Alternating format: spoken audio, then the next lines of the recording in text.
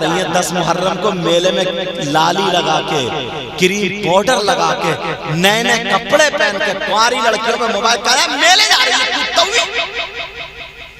शर्म नहीं आई अब्बा को? इससे ये पूछो कि 10 मुहर्रम के जो मेले में जा रही है लाली लगा के, ये एंजॉय करने जा रही है क्या? इसके अब्बा की शादी है क्या? बाप को जब 3 रोटी खाता 1.5 की अकल नहीं है क्या? अरे बाप तू सोच जरा, समझ मेरी इस बात को। हमारी बेटी करबला के मैदान में मेले में क्यों जा रही है? क्या जरूरत है उसे? चलो मेला लग गया, उसमें सारी चीजें किसकी होती हैं? चुटिया, बुंदे, क्रीम, पाउडर और चूड़ी, जो भी औरतों का सब होता है। मगर 10-12 लफंगे ना, लफंगे जिन्हें ना अपनी बहन की इज्जत का ख्याल है ना माँ की इज्जत का ख्याल है, 24 घंटे मोबाइल में चैटिंग में लगा रहता है। और इस तुक पे जैसे शिकारी कुत्ता नहीं होता, शिकारी कुत्ता इस उस पे मोबाइल पे लगा रहा था, कहां फोन करूं, कौन मेरे मोबाइल से टच हो जाए। सूंघता फिर रहा, सूंघता जैसे बौराना कुत्ता। इससे बुरी और मिसाल नहीं दे सकता। मोबाइल लिए फिर रहा कि कोई ना कोई किसी की बहन बेटी मेरे मोबाइल से टच हो जाए, और अगर टच हो गई बस अपने दोस्तों को दिखाता फिर रहा, कोने में पड़ा ना 2-2 बजे तक मोबाइल पे बातें कर रहा, मोबाइल पे चैटिंग कर रहा। समझ रहा मेरी दुनिया यही है। इससे ये पूछो तेरी अम्मा घर में नहीं है क्या? तेरी बहन घर में नहीं है क्या? तेरी माँ घर में नहीं है क्या? इससे ये पूछो 10 मुहर्रम को जब मेला लगता है उसमें औरतें होती हैं, औरतें मेले में। मगर 8-10 लफंगे तुम्हें औरतों के बिसात खाने वाले मेले में घूमते हुए मिल जाएंगे। नहीं मिलते हैं। कुछ लड़के जानबूझ को इस लफंगे से अब्बा ने 2 थप्पड़ मार के क्यों नहीं पूछा कि तू मर्द के छक्का क्या खरीदने आया? चूड़ी खरीदने आया? बुंदे खरीदने आया? ये हंसने की बात नहीं। चुटिया खरीदने आया? क्रीम पाउडर क्या खरीदने आया तू? मर्द के ज़रखा, मर्द के हिजड़ा। और इससे ज्यादा बोल सकता हूं क्या खरीदने आया तू? मैं बताता हूं। इसे चूड़ियों की जरूरत नहीं थी, चुटिया की जरूरत नहीं। इसकी नीयत गंदी है, इसकी सोच गंदी है, इसका ज़हन गंदा है। ये इसलिए मेले में औरतों के गया है ताकि किसी लड़की के कोनी लग जाए, ताकि किसी औरत के धक्का लग जाए, ताकि किसी औरत का चेहरा देखने मिल जाए, ताकि कोई मुझे देखकर मुस्कुरा जाए, ताकि उससे आंखें टकरा जाए, ताकि आंखें लड़ जाए। अरे शर्म कर, गैरत कर। 10 मुहर्रम को वो नबी के नवासे दीन बचा रहे थे, अपनी गर्दनें कटा रहे थे। तू आगे लड़ाने में लगा है, तू ढोल ताशे गाजे बाजे में लगा है, तू चुटिया बंदों में लगा है, तेरी मेरी बहन बेटियों को तकने में लगा है। ईमान से हाथ रख के बता, क्या ये हुसैनी का काम हो सकता है? बता, हुसैन पाक से मोहब्बत करने वाले का काम हो सकता है? अरे शर्म कर, गैरत कर। अरे क्यों गया तू किसी के गोली मारने? मैं बताता हूँ इसीलिए गया, किसी से आंख टकरा जाए, किसी से बातचीत हो जाए। अरे सोच, ये बाप अपनी औलाद को पकड़ता और ये कहता अगर जिसके गोली मारने गया तेरी बहन निकलती तो तू क्या करता? जिसे आंखें लड़ाने गया तेरी भांजी निकलती तो तू क्या करता? जिसे धक्का मारने गया तेरी भतीजी निकलती तो तू क्या करता? अरे जिससे मुस्कुराने गया तेरी माँ निकलती तो चुल्लू भर पानी में डूबने को जगह नहीं थी। ये हुसैनियों का काम नहीं है, ये यजीदियों का काम है। अरे हुसैनी वो है जो मर जाएगा मगर शरीयत के खिलाफ कदम नहीं उठाएगा।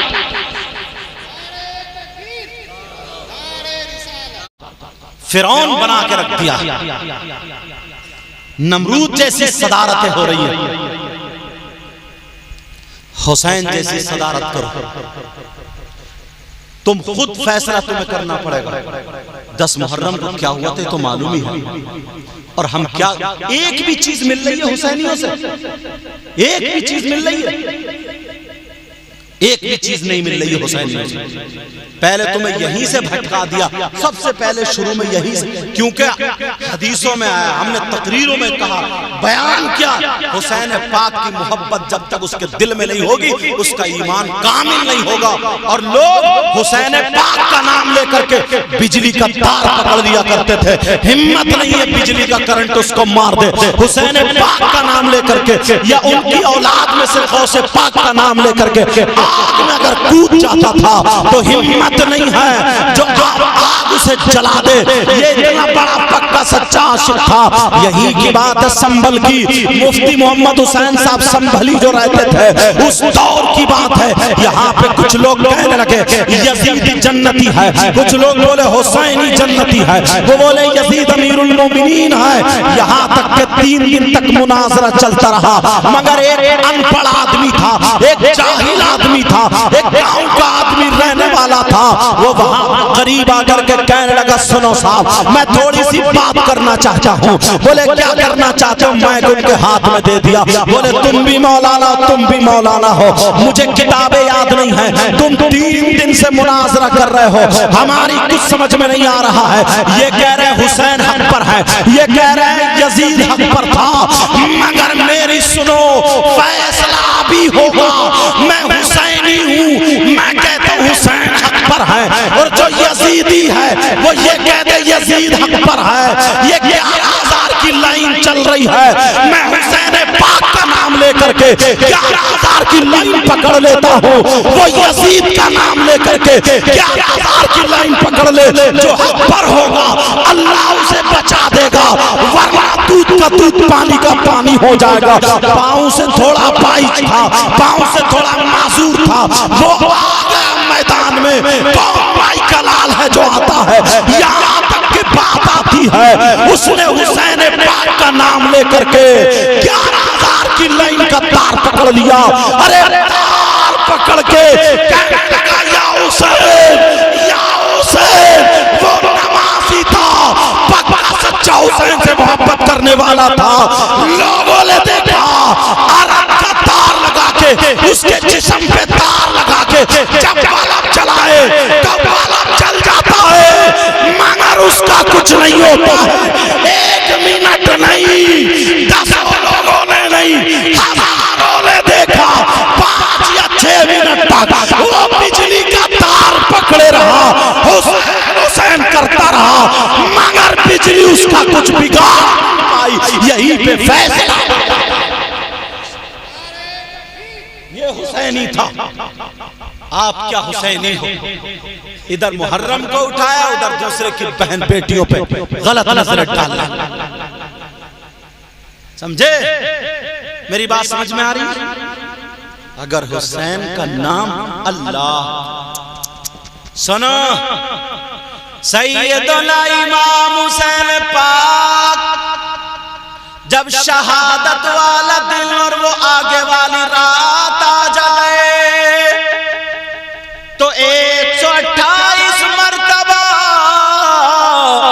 खाली या हुसैन नाम लेकर के ऐसे शख्स के कान में फूंक दो जिसे मिर्गी का दौरा पड़ता था, दवाइयों से ठीक नहीं होता था। खुदा की कसम मेरा ईमान ये कहता है, मैंने जितनों को बताया खुद पढ़ के फूंका, अगर जिसके कान में 128 मर्तबा उस दिल में अगर फूंक डाल दी तो मरता मरता चला गया, मगर उसको दौरा नहीं पड़ा, उसको दौरा नहीं। और उलमा के लिए अच्छी बात बता रहा हूं, जो जिसके नाम है वो अपनी माँ के नाम के साथ जोड़ के अदद निकालना। जितने अदद हो पहली रात से, तारीख से, चांद रात से उतनी मर्तबा समझे सहर के वक्त में जब लोग सब सोते हो, तहज्जुद के टाइम पे सिर्फ या हुसैन अल मदद, या हुसैन अल मदद ये पढ़ के 11वें रोजे तक सिर्फ अपने हाथों पे फूंक ले, अपने चेहरे पे फूंक ले, वो आमिल हो गया। अब पूरे साल में कभी भी, पूरे साल में कभी भी किसी पे दौरा पड़े 128 मरतबा पढ़ के फूंक दे। 10 तो ऐसे नूरुद्दीन मंजर साहब बैठे कि मैंने फूंका अल्हम्दुलिल्लाह, अलीगढ़ तक दवा लेके आया, लेकिन जब से फूंका उसके बाद कभी उसे दौरा नहीं। ये हुसैन पाक के नाम में तासीर। और एक रिवायत हालांकि ज़ईफ है मगर फजाइल में बयान कर सकता हूं। एक गांव था ना, गांव हुसैन पाक की मोहब्बत और जरा नाम देखिए। एक गांव था, उस गांव में एक भी मुसलमान नहीं था, सारे लोग गैर थे। एक औरत के यहाँ पर बेटी पैदा हुई और जैसे ही बच्ची पैदा हुई उसकी माँ का इंतकाल हो गया। अब माँ का जब इंतकाल हुआ तो बाप के पास रह गई पहली बच्ची। जवान था, क्या उम्र होगी? लोगों ने कहा दूसरा निकाह कर लो, अभी तो तुम उम्र है तुम्हारी। कहा नहीं, मैं अपनी बेटी के लिए नहीं कर सकता। बेटी को पाला, कभी शीशी में कभी रुई में दूध लगा लगा कर उसको पिला रहा। कितनी मुसीबत से पाला होगा, लैट्रीन बाथरूम, क्या दिक्कत हुई होगी। मगर बाप था गैर मुस्लिम, मगर बाप की मोहब्बत देखो, प्यार देखो, उसने शादी भी नहीं की। बेटी जवान हो गई, बाप बराबर में चारपाई पे दूसरी पे लिटाता था अपनी बेटी को। मगर अब इम्तिहान शुरू हो गया। जब इम्तिहान क्या हुआ, उसकी बेटी को मर्ज लग गया कोढ़ का, उसमें आंखें भी चली गई, अंधी हो गई। अब ये पोरू है ना, कट कट के गिरने लगे। डॉक्टरों को दिखाया, हकीमों को दिखाया, इलाज नहीं। अगर कोई लाइलाज बीमार यहाँ बैठा हो, नियत कर ले कि इंशाअल्लाह मैं ठीक हो जाऊं, हुसैन का सदका मिल जाए, तो आने वाले साल मैं भी हुसैन का जिक्र कराऊंगा। तो सही बताता हूँ, अगर उसकी कबूल हो गई, साल पलट के नहीं आएगा, ठीक हो जाएगा वो इंशाअल्लाह। अब वो जो था उसकी बेटी को ये कट कट के गिरने लगा। डॉक्टर ने कह दिया बचेगी नहीं, जहर का इंजेक्शन लगवा लो, वरना इसका मरज दूसरे की बेटियों पे चला जाएगा। वो तो गैर मुस्लिम था, मगर कैसे क्या करे। मोहल्ले में बात पहुंच गई, गांव वाले इकट्ठे हुए कहने लगे तू अपनी बेटी को जहर का इंजेक्शन लगवा ले, बचेगी नहीं। उसने नहीं लगवाया। गांव वाले बोले तो फिर बेटी को लेके घर से निकल जाओ, वरना हमारी बच्चियों पे लग जाएगा। अरे क्या करे, कैसे घर छोड़ दे। 2 दिन के बाद उसकी बेटी को और उसको गांव वालों ने निकाल दिया। वो बेचारा हाथ पकड़ के चला, बेटी को नहीं छोड़ा। कह रही अब्बा मैं कितनी बुरी हुई, जब मैं पैदा हुई तो मेरी माँ मर गई, जवान हुई तो मेरा कोई ठिकाना नहीं। बेटी की आंखों में आंसू और कह रही अब्बा मुझे छोड़ दो, जंगल में जहर दे दो। बाप कह रहा मेरे लाल, मेरे दिल के टुकड़े दुनिया छोड़ सकती है, मगर तेरा बाप नहीं छोड़ सकता। मेरे कुछ रिश्तेदार इसीलिए रूठ गए, मैंने उनके कहने से दूसरी शादी नहीं की। बेटी तेरी मोहब्बत में जब तक तेरी सांसें चल रही है, मैं तेरा साथ दूंगा। बाप था, हाथ पकड़ के लेके जंगल को चला गया। तवज्जो रखना, जैसे ही जंगल गया, एक पेड़ के नीचे बैठ गया। रात हो गई, शाम होने वाली थी। पेड़ के नीचे बैठा, दोनों, जब रात हुई तो बेटी और बाप दोनों सो गए, लेटे। मगर बाप को नींद कहाँ है, बेटी सो गई। अब बाप वही क्या करूं, फैसला कर लिया बचेगी नहीं, फिर मेरा भी दुनिया में कोई नहीं। बाप ने फैसला कर लिया मैं बस्ती जाऊंगा, जहर लाऊंगा, पहले खुद पीऊंगा, बाद में बेटी को पिलाऊंगा, दोनों खत्म। सुबह जब हो गई तो बेटी से कहने लगा, मेरे लाल, मेरे लख्त जिगर, मेरे दिल के टुकड़े, मैं जा रहा हूं, तुम अपना ख्याल रखना कि अब्बा मुझे छोड़ के मत जाओ, जंगल के जानवर खा जाएंगे अब्बा, न मेरी माँ कोई भी नहीं है, कहा छोड़ के जा रहे हो मेरे बाप, मत जाओ। कहा बेटी मुझे जाना पड़ेगा, कुछ ना कुछ खाने को लाना पड़ेगा, कहा अब्बा मगर जल्दी आ जाना, कहा बेटी जाना मत, पेड़ी के नीचे रहना। अब्बा चला गया, दिल पर जहर ढूंढता रहा, जहर नहीं मिला। शाम को जब जहर मिला तो उसकी हिम्मत नहीं पड़ी, शाम को वही घर पे रुक गया, बेटी को छोड़ दिया, सोचा किस हाथ से बेटी को जहर दूंगा, चलो कोई ना कोई सांप खा लेगा, कीड़ा खा लेगा, काट लेगा, वो मर जाएगी, जब मैं सुबह को जाकर के देखूंगा तो फिर मैं भी जहर पी लूंगा। मगर उसे क्या पता था, जिसको अल्लाह ना मारे तो कोई नहीं मार सकता, जिसको अल्लाह रखे उसको कोई कुछ नहीं बिगाड़ सकता। फानूस बन के जिसकी हिफाजत हवा करे, और वो शमा क्या बुझे जिसे रोशन खुदा करे। उधर रात में बाप घर रह गया, बेटी अब्बा अब्बा कह के पेड़ के नीचे लेट गई, अपने बाप को याद कर रही थी, पेड़ के नीचे लेट गई, और जैसे ही पेड़ के नीचे लेटी, अल्लाह किस्मत अब जागने लगी उसकी, रात भर पेड़ के नीचे सोती रही।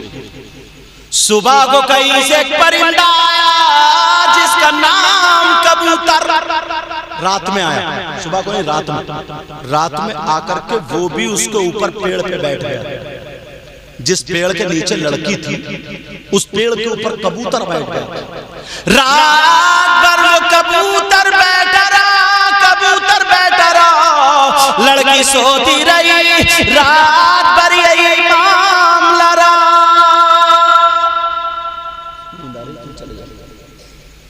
कैमरे में तवज्जो, क्योंकि रात भर जागना रहता है ना, जलसों में जाना, दिन में मौका भी नहीं मिलता। तुम लोग तो एक ही रात जग रहा, हम लोग पूरी रात जागते, समझे? तो जा सकते हो, मेरी इजाजत, तवज्जो ना। हाँ, क्या फायदा अपने आप को। हाँ, अब वो लड़की रात भर पेड़ के नीचे सोती रही, कबूतर बैठा रहा। शबनम का जमाना था, ओस का जमाना था।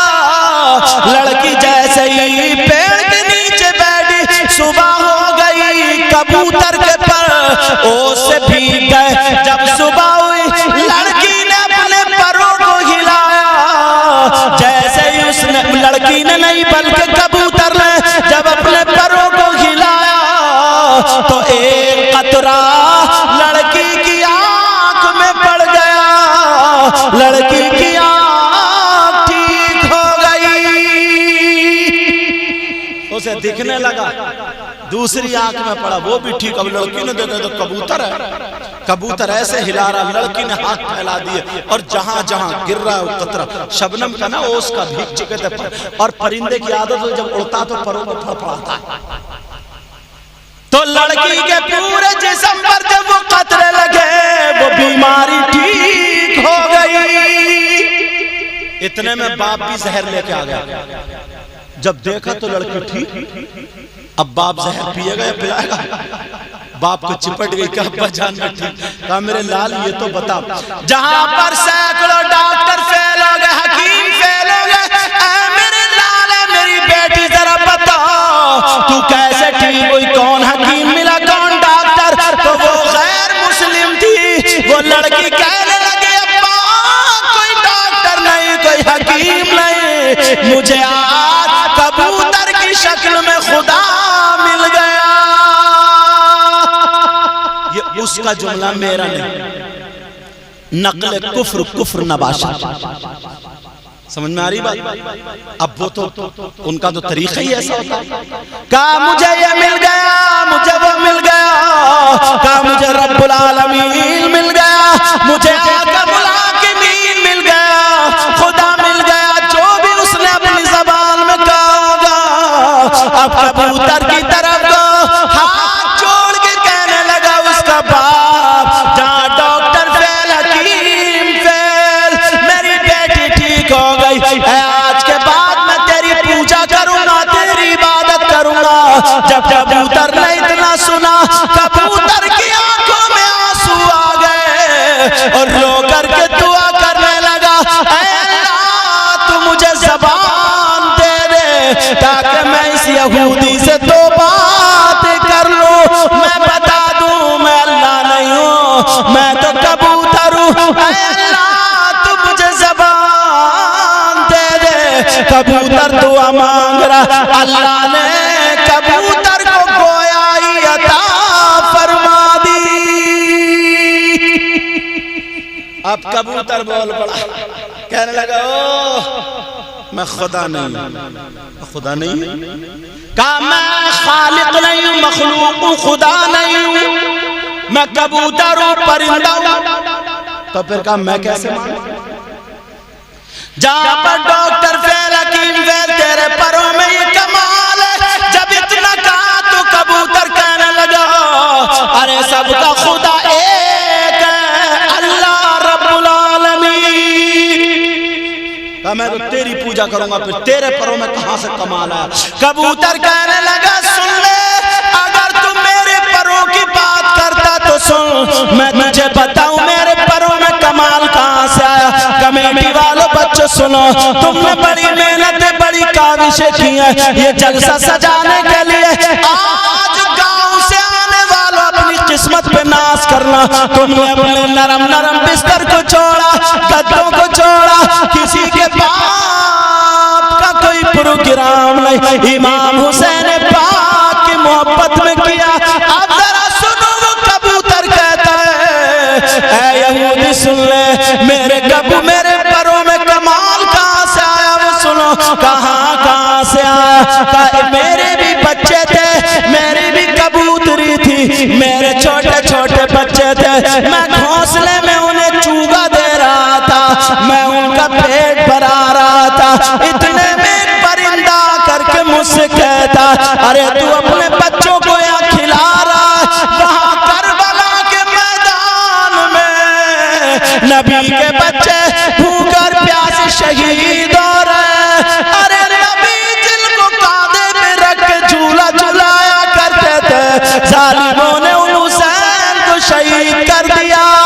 वो परिंदा बोला, मुझे पता कि नबी अगर सजदे में तो सजदे से सर नहीं उठाते थे। जालिम यजीदियों ने उसी हुसैन को शहीद कर दिया, जिनके लिए खुतबा रोका, जालिमों ने उन्हें शहीद कर दिया। तू यहाँ अपने बच्चों में मंगल है। वो कबूतर कहने लगा, मैंने अपने घर को छोड़ा, मैंने अपने घोंसले को छोड़ा, अपने बच्चों को छोड़ा, मैं सीधा उड़ता हुआ करबला शरीफ चला गया। और जैसे ही करबला गया, वहां जाकर के देखा तो वहां पर वो तो नहीं थे, मगर करबला की जमीन लाल हुई पड़ी थी। मैंने हुसैन की मोहब्बत में रो रो करके अपने परों को करबला की रेत से टच कर दिया। अल्लाह ने मेरे परों में वो कमाल दे दिया।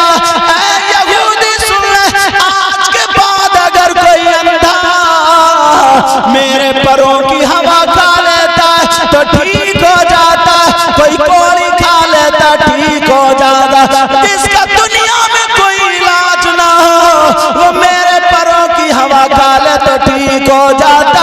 ये मेरे परों का कमाल नहीं, ये करबला वाले बादशाह की मोहब्बत का कमाल है।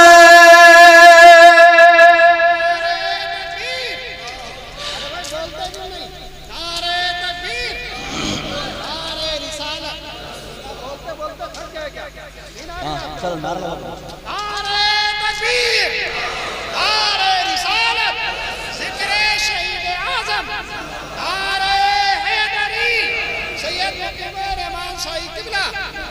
समझ में आई बात आपको? और यार हम कैसे इस्तेमाल कर रहे हैं? हमारे बच्चों को सही बताओ, भटका दिया या नहीं भटकाया? हमारे बच्चों को बहका दिया नहीं बहका दिया? कभी गौर किया इन बातों? ये तुमने कभी सोचा कि यार इमाम हुसैन पाक शहीद हुए, इतने मजमे में अगर मैं पूछ लूं बताओ नमाज जनाजा हुई कि नहीं, तो जिसने तकरीरें सुनी तो वो तो बता देगा, वरना नहीं। तो ये भी पता नहीं है नमाज जनाजा हुई नहीं हुई, ये भी पता नहीं है अगर हुई तो कितनी तारीख को हुई, किन लोगों ने पढ़ी, हुसैन पाक को कफन दिया गया या नहीं दिया गया, अगर दिया गया तो कितने कपड़े थे, किस कलर के थे, नहीं दिया गया तो क्यों नहीं दिया गया, कोई पता नहीं। बस खाली कूद लेगा, फांद लेगा, ढोल बजा लेगा, नाच लेगा, तेरी मेरी बहन बेटियों को तक लेगा, हलवे पराठे खा लेगा, सन्नाएगा, और बस इसी का नाम रखता अपने आप को कि हुसैन का गुलाम। सीने पे हाथ रख के बताओ कि ये गुलाम हो सकता क्या? बोलो। तुम्हारे जहन में ये नहीं आता कि यार नबी के इतने बच्चे थे, मदरसे के बच्चों को बुलाओ, आज मैं अली असगर के नाम की कुरान खानी कराऊंगा? तुम्हारे जहन में ये नहीं आता आज अली अकबर के नाम का पतीला बनेगा? तुम्हारे जहन में ये नहीं आता आज इमाम हुसैन पाक के नाम का खिचड़ा होगा? तुम्हारे जहन में ये नहीं आता हजरत अब्बास के नाम का सबील लगेगा? तुम्हारे जहन में ये नहीं आता 11 छोटे छोटे कुंवारी बच्चियों को बुला करके सैयदा ज़ैनब सैयदा फातिमा के नाम की कुरान खानी करा दूं? तुम्हारे जहन में सिर्फ वो खुराफातें आती हैं, ढोल नाच कूद, जिससे शैतान खुश होता है? बोलो। और अगर कोई बोल दे तो बस लड़ाई झगड़े, इस फंस गया, सब मुफ्ती बने पड़े, आंकड़े लड़ा रहे, आंकड़े खुद मुफ्ती बन गया कि यार ये क्यों, ऐसा क्यों, वैसा। एक साहब तो ये कह रहे थे कि अजमेर में ढोल नहीं बज रहा है क्या?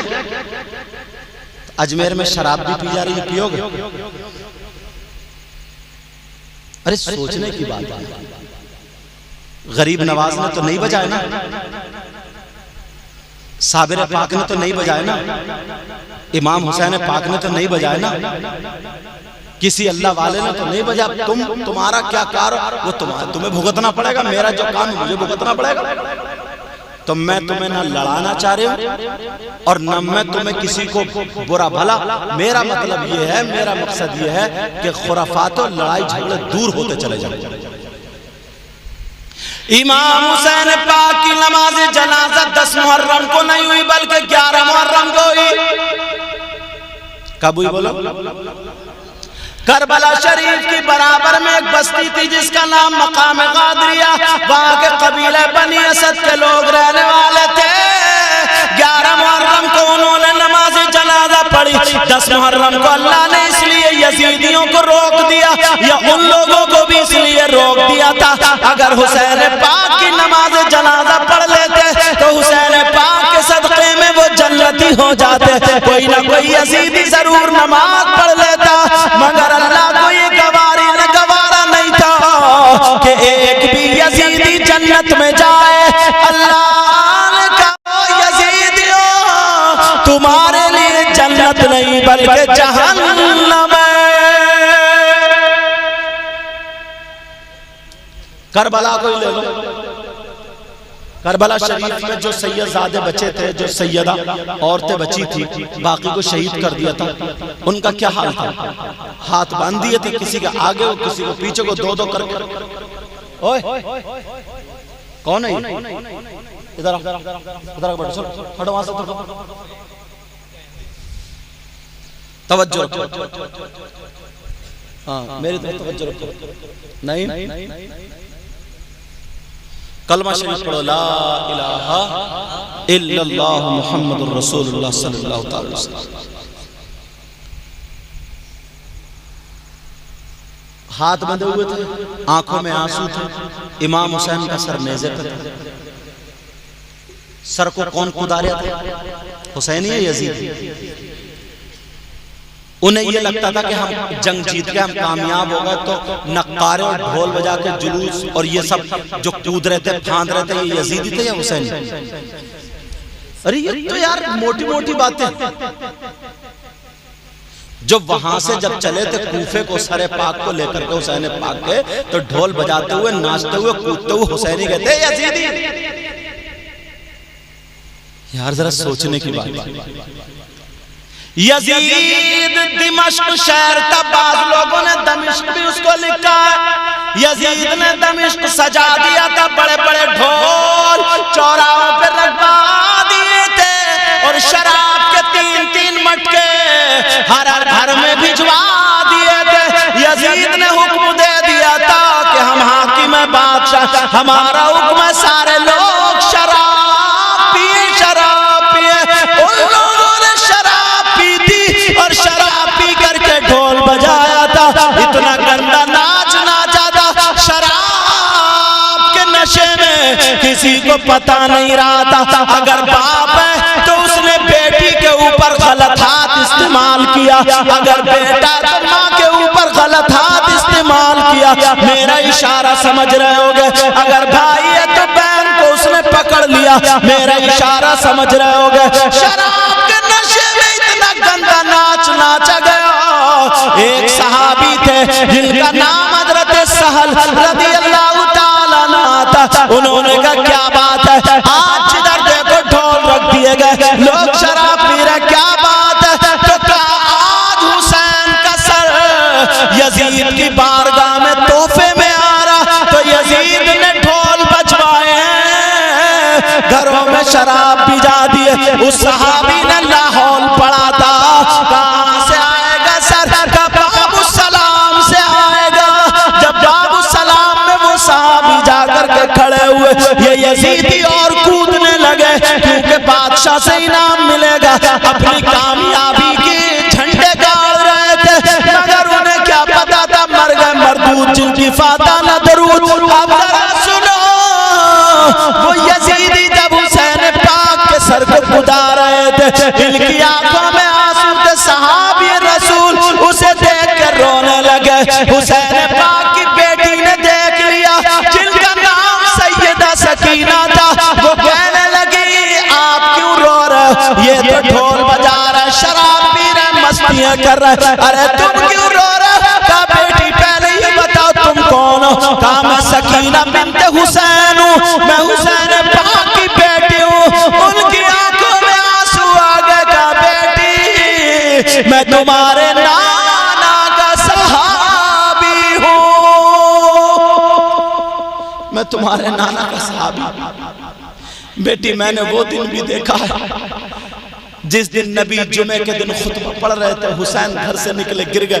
नबी ने खुतबा रोक दिया और जाकर के हुसैन को उठाया और चूमा और फरमाया हुसैन मिन्नी व अना मिनल हुसैन, हुसैन मुझसे और मैं हुसैन से।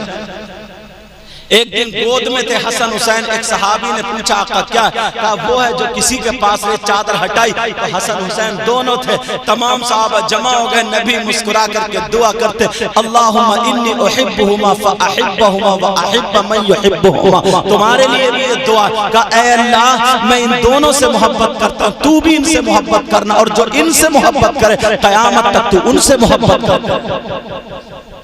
हाँ बस ये रख, ये रख दो, ये बस तवज्जो या खत्म कर दो।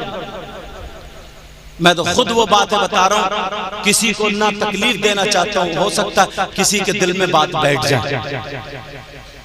वो सहाबी रसूल कहने लगे बेटी मैं तुम्हारे नाना का सहाबी हूँ, अगर मेरे लायक कोई खिदमत हो तो मैं अपनी जान दे सकता हूँ, बोलो।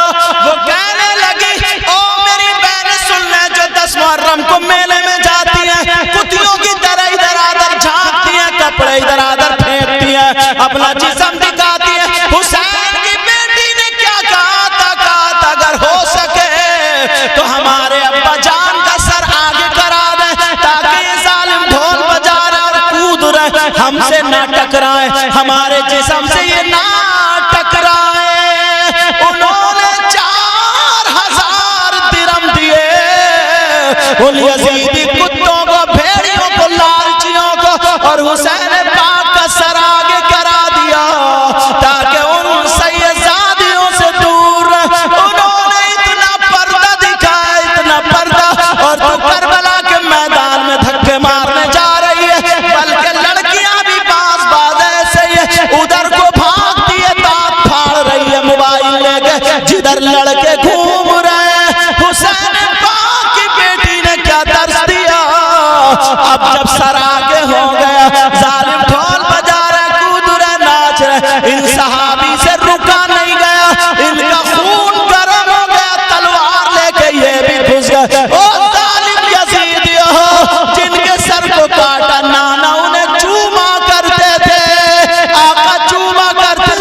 लूंगा करते थे। इन्होंने तलवार चलाई, 8-10 को मार दिया, मगर इतने लोग थे कैसे बचते, इनको भी वहीं पे शहीद कर दिया गया।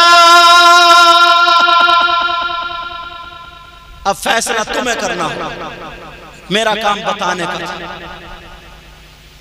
ये हजरत सहल सहाबी, अल्लाह के वास्ते, रसूलुल्लाह के वास्ते कोई काम ऐसा मत करना जिससे हुसैन पाक नाराज हो जाए। हम और आप हुसैन पाक को राजी करने के लिए, नबी ने फरमाया ना, जो हुसैन का नहीं वो मेरा नहीं, जो हुसैन का है वो मेरा। बताओ फरमाया था नहीं फरमाया? कोई गलत काम करेगा आज के बाद, और तुमने ये तकरीर सुनी ना, अल्लाह रहमान और रहीम करीम जरूर माफ कर देगा।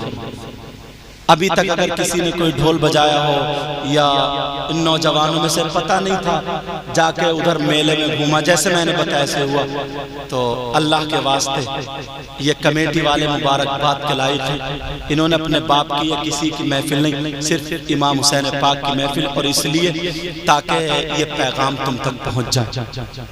अगर आपने तौबा कर ली ना, तो सही कह रहा हूं मैं, तुम्हें इमाम हुसैन पाक का सदका मिलेगा। एक बात और तुमसे कह के जाऊंगा, कल को अगर कुछ लोग ऐसे होते हैं ना जो छेड़ते हैं, सुबह हो तो कोई मिला, बहुत ढोल बजाता था, सुन ली तकरीर, अब बजाइए तो, ऐसे भी कुछ लोग चिढ़ाते हैं। खुदा के वास्ते मत चिढ़ाना।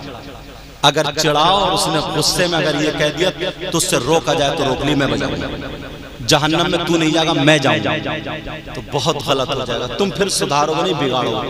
उससे ज्यादा अजाब के हकदार तुम हो।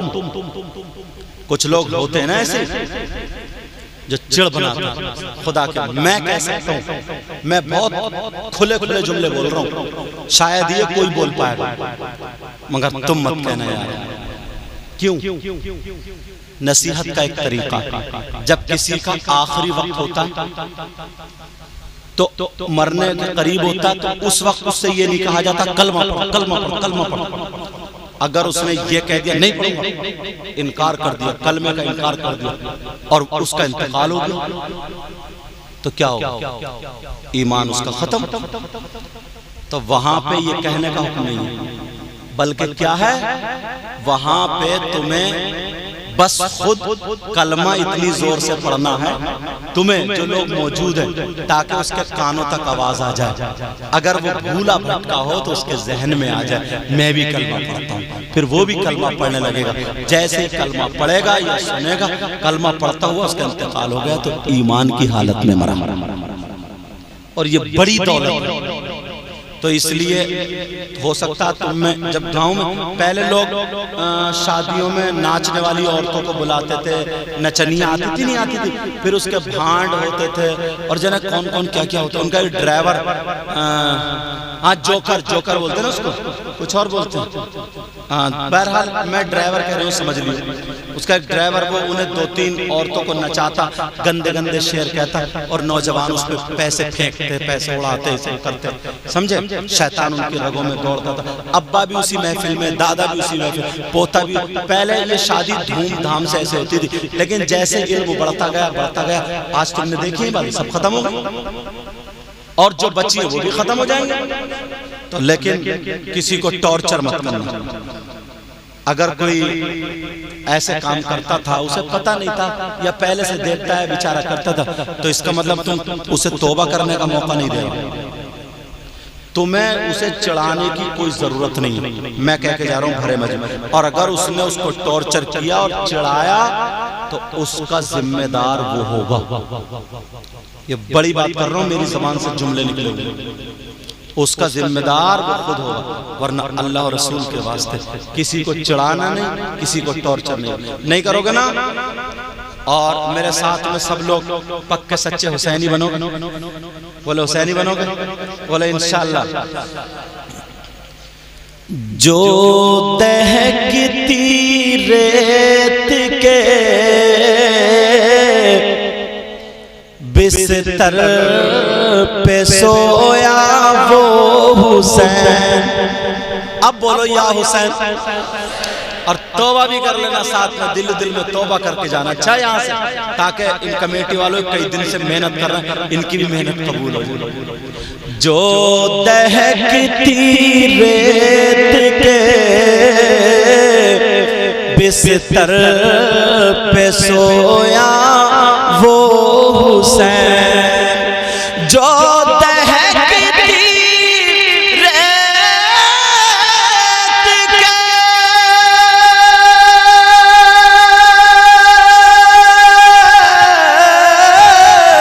बिस्तर पे सोया वो हुसैन, और जिसने अपने खून से दुनिया को धोया वो हुसैन। बोलो या हुसैन, बोलो या हुसैन, बोलो या हुसैन, आका हुसैन। आज कोई भी रहे नहीं, इसलिए कहलवा रहा हूं, पता नहीं किसकी कबूल हो जाए।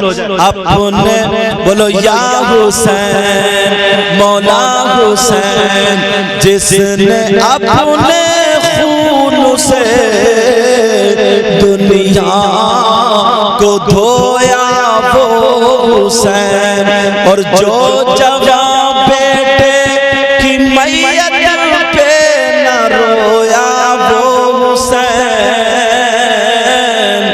जो जवां बेटे की मैयत पे न रोया वो हुसैन। बोलो ना या हुसैन, बोलो या हुसैन, जो जवां बेटे की मैयत पे न रोया वो हुसैन, और जिसने हंस कर पी लिया जामे शहादत वो हुसैन। बोलो या हुसैन, आका हुसैन, दादा हुसैन, मौला हुसैन। मैं दिल से दुआएं करूंगा और तुम सब लोग साथ दोगे ना, तो ये मुहर्रम हमें खत्म नहीं करना, हमें जो गलत रस्में हैं ना वो खत्म करना। समझ में आ रही है बात? जो गलत रस्में हैं हमें वो खत्म करना।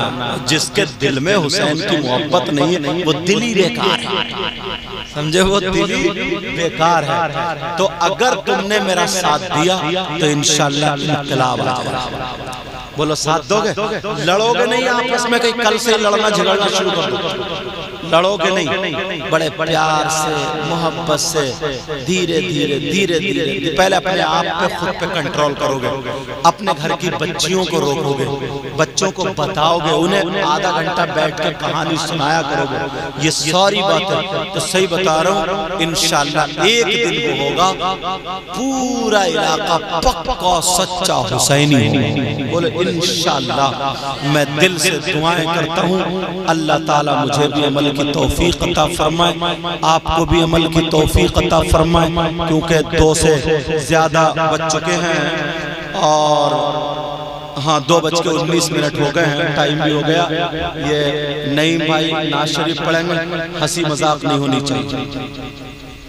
अच्छा नहीं, अच्छा सैयद उनके भी 2 शेर पढ़वा। अब पहले हाँ इनकी सैयद नईम साहब की होगी, समझ में आ रही बात? इनकी नात शरीफ, अब इनकी नात शरीफ होगी, मेरी तरफ तवज्जो रखो, मगर हंसी मजाक उनकी नात में कुछ लड़के अल्लाह के वास्ते यहीं से काम शुरू करना। और वो भी बेटा तुम भी सही नात हो, अच्छा इंशाअल्लाह, और कोई हंसी मजाक ठीक है ना। अब मैं सैयद नईम मियां साहब को उनका इस्तकबाल करता हूँ, नारे तकबीर से दावत दे रहा हूँ नात शरीफ पढ़ने के लिए। नारे तकबीर, नारे रिसालत, ये मेरे भतीजे होते हैं। अभी चचा की तकरीर हो रही थी, भतीजे। आका अलैहिस्सलातु वस्सलाम ने इरशाद फरमाया कि लोगों दुनिया से अगर जाओ तो अपनी औलाद को 3 चीजें सिखा करके जाना। कितनी चीजें बोलो? अब तुम सब फैसला करना सीने पर हाथ रख के कि सचमुच औलाद को सिखाते हो या खाली खड़मुत्तू ही बना रहे हो। तवज्जो रखना। आका फरमाते अपनी औलाद की घुट्टी में 3 चीजें पिला करके जाना। उन्हें 3 चीजें उनके जहन में डाल देना। वो 3 चीजें कौन सी हैं प्यारे? मेरी बात अगर हो तो गलत हो सकती है, आपकी हो गलत हो सकती है, मगर नबी की बात गलत नहीं हो सकती। नबी फरमाते 3 चीजें अपनी औलाद को सिखा करके जाना। नंबर 1 कुरान पाक की मोहब्बत। क्या बोलो? कुरान पाक की मोहब्बत। अब सुबह नमाज में जाकर के देखना कितने लोग कुरान पढ़ते हैं। जलसे में तो बड़े नारे लगा लेते हो ना कूद कूद के, मगर मस्जिद में तुम्हारा इम्तिहान होता। वहां जाकर के देखना, पहले औरतों के घरों से तिलावत की आवाज आती थी, अब तिलावत की नहीं, मोबाइल से गानों की और काय काय की आवाज आती है। अल्लाह नबी फरमाते हैं नंबर 1 कुरान की मोहब्बत अपनी औलाद के दिल में डाल के जाना। और नंबर 2 आका की मोहब्बत, नबी की मोहब्बत अपने बच्चों की घुट्टी में पिला करके जाना। और नंबर 3 नबी के घर वाले अहले बैत आले रसूल की मोहब्बत इनको दिलों में डाल के जाना। और अहले बैत में नाम जिनका आता ये महीना जिससे मशहूर है सैयदना इमाम हुसैन पाक रदी अल्लाह ताला अन्हु। अल्लाह अल्लाह सुनो, 5 शाबान 4 हिजरी को मदीने पाक में पैदा हुए। कौनैन में बुलंद है रुतबा हुसैन का, बोलो या हुसैन।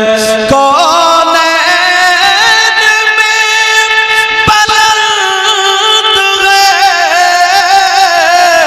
रुतबा हुसैन का, और फर्शे ज़मीं से अर्श तक शोहरा हुसैन का।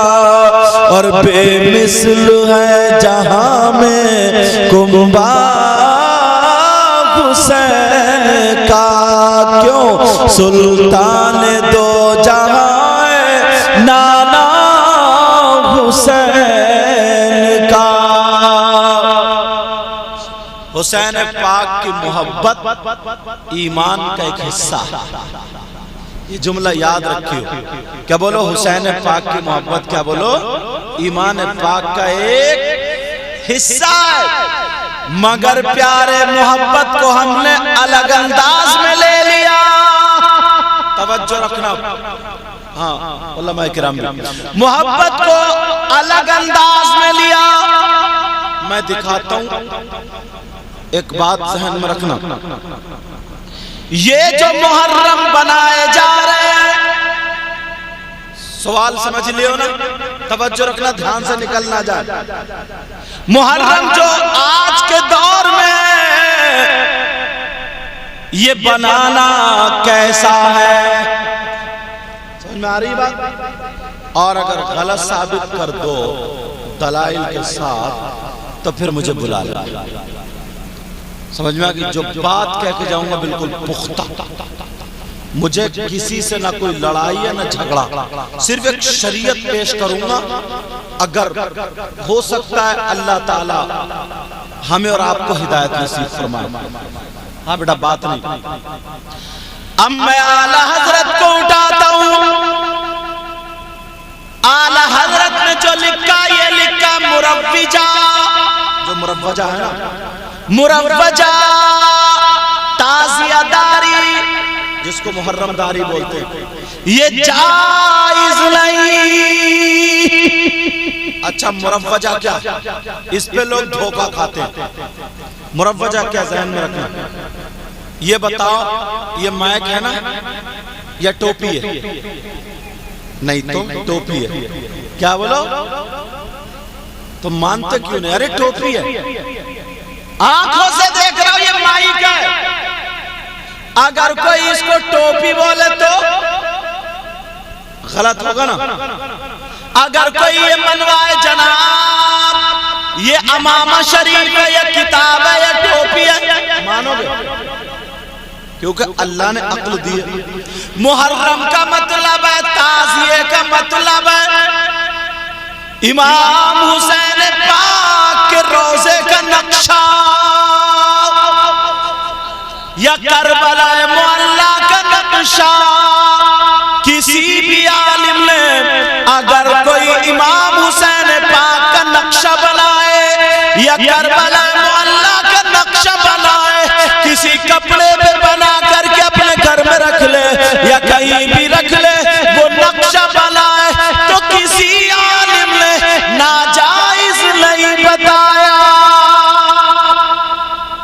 समझ आ रही है? मगर जरा तवज्जो रखना। अब मैं पूछना चाहता हूं, मुहर्रम का मतलब है इमाम हुसैन पाक का रोजा या करबला मुअल्ला का नक्शा। अब यहां से लेकर के पूरे हिंदुस्तान के ताजियों को देख लो, मुहर्रम को देख लो, कोई माई का लाल बता देगा ये इमाम हुसैन पाक का रोजा है या करबला मुअल्ला का नक्शा है। किसी मुहर्रम में दुलदुल है, किसी मुहर्रम में दूध की नहर है, किसी में खिड़की लगी हुई है, कोई मस्जिद का नक्शा,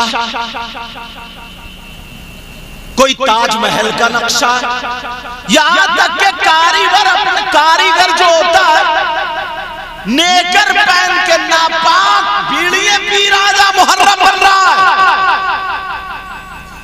अजान हो रही है, नमाज को नहीं जाता, रोज जमात हो रही है, नमाज को नहीं जाता, वो वहीं पे बीड़ी पिए, पता नहीं पाक है कि नहीं है, वो मुहर्रम बना रहा, सिर्फ कटिंग कर करके अपने एतबार से बना रहा है। तुम कैसे मुसलमान हो, हम कैसे मुसलमान हैं? क्या हमारे पास अक्ल नहीं है? मुहर्रम का मतलब है इमाम हुसैन का रोजा, मुहर्रम का मतलब है करबला मुअल्ला का नक्शा। अब मुझे बताओ, क्या वो करबला मुअल्ला का नक्शा है? क्या वो मुहर्रम का नक्शा है? आला हजरत ने यही कहा है कि ये इस दौर में जो राइज है ये मुहर्रम है ही नहीं। इसलिए हमारा दीन सच्चा है, हमारा मजहब सच्चा है, हमारा कुरान सच्चा है, हमारा इस्लाम सच्चा है, और इस्लाम को मानने वाला मुसलमान सच्चा है। नारे तकबीर, नारे रिसालत, फैज़ाने सरकारे मदीना, अज़मत शहीद आज़म, नारे तकबीर, नारे रिसालत। आप लोग कितने सीधे हो, आपको आपके रास्ते से हटा दिया। एक तो वो ताज़िये का या मुहर्रम का जो होना चाहिए वो नक्शा नहीं, जैसे ये टोपी नहीं, समझ रहे बात मेरी? वो नक्शा नहीं तो फिर मुहर्रम का। और सुनो तवज्जो, अब हमारे यहाँ क्या होता है, इस मोहल्ले का अलग, इसका अलग, इस गांव का अलग, इस गांव का अलग, अलग करबला में आके हार जीत चल रही है। तवज्जो रखो बेटो, अब हार जीत न पाया जा रहा, न पाया, किसे हरा रहा हो, किसे जिता रहा हो, शर्म आनी चाहिए। इनके इमाम हुसैन हार गए, इनके जीत गए। इनके जीत गए। क्या है यार, तुम्हें पता ही नहीं चल रहा, तुम्हें कहां भटका दिया है। और बास गांव में ना अगर किसी का मुहर्रम छोटा रह जाए तो बांस डाल के और ऊपर को उठा देता है। हंस रहे हो, ये रोने की बात है। तुम्हारे मजहब और इस्लाम के साथ खिलवाड़ करा जा रहा है। मैं ये नहीं कहता कि मुहर्रम मत बनाओ, मैं ये नहीं कहता कि मुहर्रम मत बनाओ, मगर मुहर्रम हो। समझ रहे बात मेरी? मगर मुहर्रम हो। अल्लाह अल्लाह वो मनाया जा रहा, इधर से उधर से गलियों गलियों घुमाया जा रहा है। लफंगे लड़के जितने होते हरी पट्टी बांध ली, अपने आप को हुसैनी कहलाते हैं। मुहर्रम का जुलूस लेकर के चले, इमाम हुसैन पाक का वो जुलूस जा रहा। छत पे लड़कियां खड़ी हैं, औरतें खड़ी हैं, इसकी रगों में शैतान दौड़ रहा, उन्हें देख के नाचने लगा, कूदने लगा। ये हुसैन पाक के नाम पे नहीं कूद रहा, जो छत पे औरतें खड़ी हैं उन्हें दिखा रहा, अपने कूले मटका मटका करके उन्हें दिखा रहा। शर्म हया गैरत होनी चाहिए थी। हुसैन पाक ने अपने बच्चों की गर्दनें कटा दी थी। हुसैन पाक के छोटे छोटे बच्चे करबला में शहीद हुए थे। क्या तुम्हारे इसलिए हुए थे कि तुम दूसरे की माँ बेटियों को तको, दूसरे की बहन बेटियों को देख करके तुम नाचो कूदो। ओ लोग होश में आ जाओ, अल्लाह की कसम खा करके कहते हैं अगर शरीयत के खिलाफ चलोगे तो कभी भी हुसैन पाक तुमसे राजी नहीं होंगे।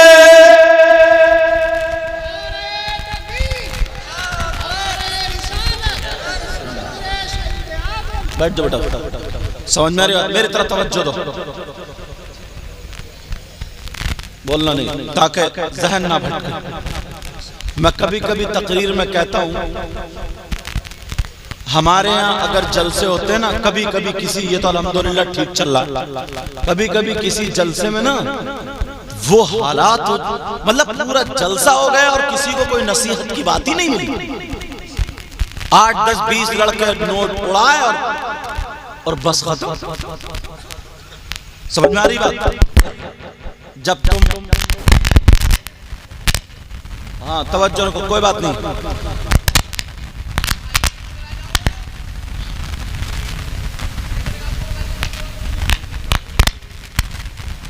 तवज्जो रखो जरा मेरी तरफ, बेटा लोड कम कर दो। हाँ तवज्जो, बात समझ में आ रही? इतनी मेहनत करते हो तुम, 100 हजार 10 रुपए इकट्ठे करते हो, चंदा करते हो, समझे? उसके बावजूद भी अगर कुछ ना मिले, कितने लोग चक्कर में रहते हैं कि यार क्या करें। तो समझ गए कौन सा मुहर्रम जायज है? जो इमाम हुसैन पाक का नक्शा, उनके रोजे का। कोई भी तुम्हें किसी मस्जिद का या ताजमहल का या किसी मकान का नक्शा लाके खड़ा कर देगा, तुम उसे मुहर्रम मान लोगे क्या? अरे हमारा दीन सच्चा, हमारा मजहब सच्चा। और यार हम इतनी नस्लों के बाद सैयद है, तो कितने लोग हाथ चूम रहे हैं, कुरान पाक का कपड़ा चूमा जाता है। किसी का कोई तबर्रुक हो ना तो नीचे नहीं गिरने दिया जाता है।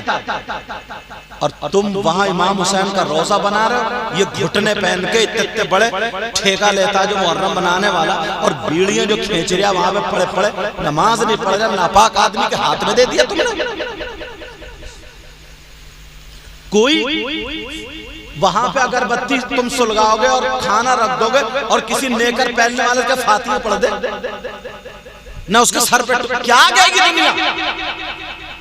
नेक आदमी को ढूंढते नहीं ढूंढते हो?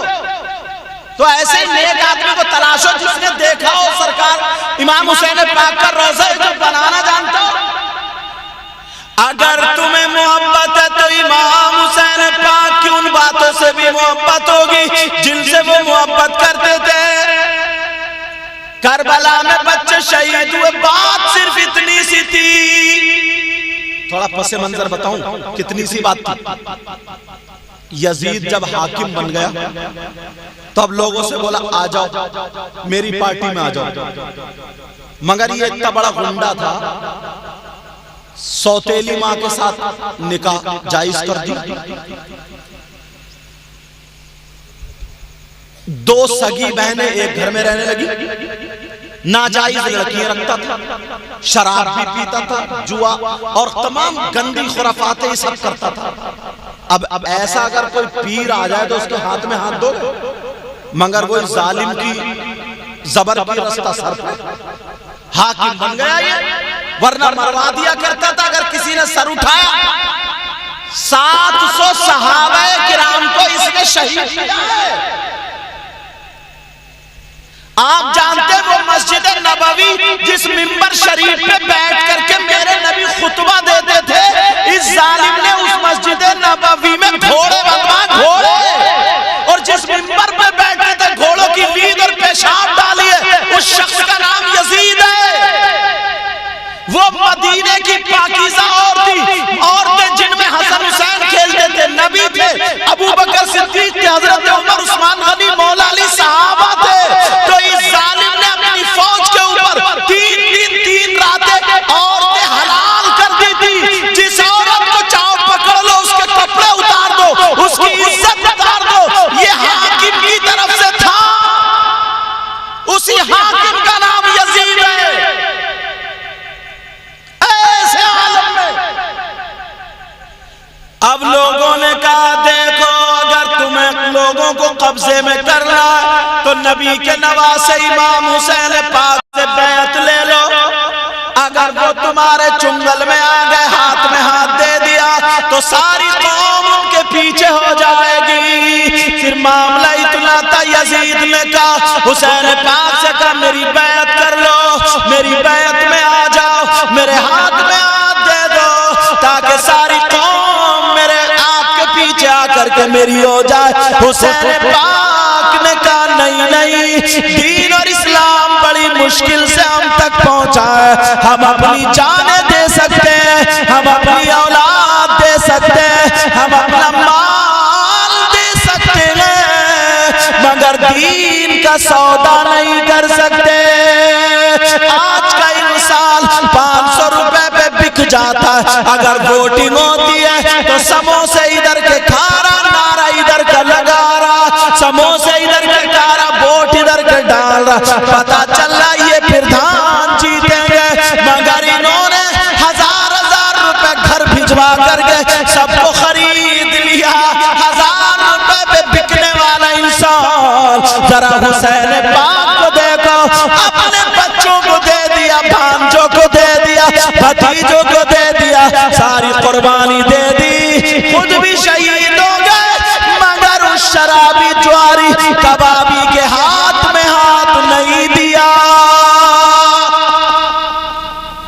नहीं दिया। तो यार उन हुसैन पाक का रोजा बनाने के लिए कैसे आदमी को रखा है। चलो रख लिया, रखने के बाद अब क्या होता है, छोटे छोटे बच्चे उस मुहर्रम के नीचे को निकाले जा रहे हैं, और जो थोड़ा बहुत रह बचा ना, जो कमी थी ना, कमी वो और ज्यादा पूरी हो गई। बताऊं क्या वो? बेटा बात नहीं, तवज्जो है, बताऊं क्या है? करबला शरीफ है तुम्हारे, बोलो ना।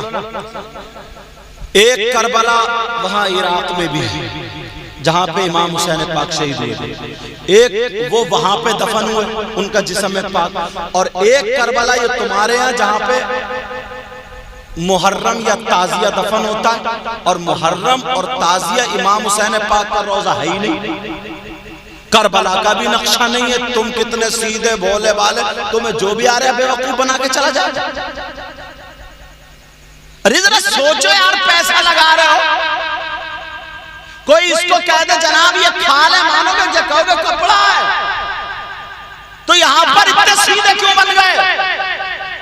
आला हजरत ने सही बात कह दी, बोले इस दौर के ये जो है ना, ये है ही नहीं, ये है ही नहीं मुहर्रम या ताजिया। ताजिया मुहर्रम होता जो इमाम आली मकाम के रोजे का नक्शा हो, करबला का नक्शा हो, कोई इतने में दिखा देगा नक्शा। हर गांव का अलग अलग नक्शा, हर गांव वाला रोजा तो एक ही नक्शे। अरे बोलो है कि नहीं? अल्लाह अल्लाह देखो 10 मुहर्रम को क्या होता है यहाँ करबला में। आए हाय हलवे पराठे की दुकानें, काय की दुकान है, ऐलान हो रहा ले लो 20 रुपए को 50 रुपए को जो भी रेट होगा मुझे पता नहीं। जलेबी गरम गरम टूट रही है ले लो 50 या 100 रुपए को, मुझे रेट का पता नहीं है क्या। ऐसे अंदाजे में बता रहा हूं। गोश्त के कबाब तले जा रहे तब कबाब। आदमियों ने क्या किया ना, छोटे छोटे बच्चों को लिया कांधे पे बिठा के चल मेले को चल, चल मेले को चल, करबला में मेला लग रहा है, चल मेले को चल। उधर से बच्चे फुकने ला रहे हैं, उधर से बच्चे पू बांसुरी बजाते हुए आ रहे हैं, कोई झुनझुन झुनझुने ला रहा है, समझो कोई गेंद बल्ला। इनसे ये पूछो अल्लाह के बंदो थोड़ी सी अकल तो रखो, 10 मुहर्रम को क्या हुआ था ये बताओ। किसी के अब्बा की शादी इंजॉय का दिन है जो तुमने मेला लगा लिया, झूले झूल रहे हो, हलवे पराठे की दुकानों पे लगे पड़े हो। अरे 10 मुहर्रम को क्या हुआ था? 10 मुहर्रम को नबी के बच्चे भूखे और प्यासे शहीद हुए थे। 10 मुहर्रम को अली असगर 6 महीने के बच्चे शहीद हुए लेटे थे, अली अकबर शहीद हुए लेटे थे, हजरत अब्बास के बाजू कटे हुए वो वहां पर लेटे थे, यहाँ तक कि इमाम हुसैन पाक भी शहीद हुए।